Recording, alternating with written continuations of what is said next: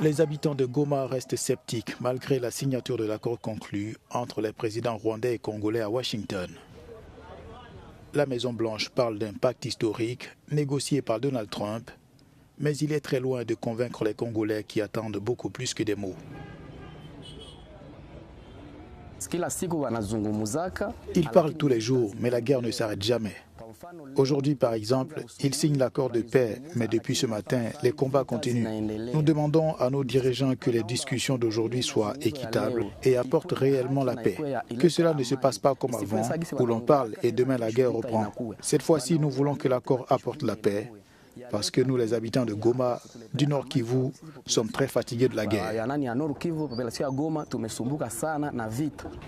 Au moment où les partis concluent la convention, les armes crépitent toujours dans le Sud Kivu.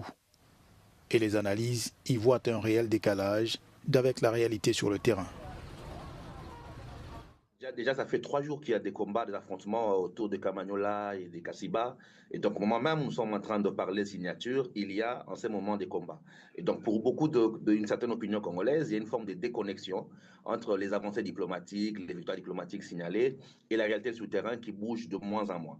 Il y a un processus de Doha qui n'a pas abouti à un accord de paix, un accord de cadre avec les 1-23, qui n'est pas partie prenante à l'accord de Washington d'aujourd'hui directement.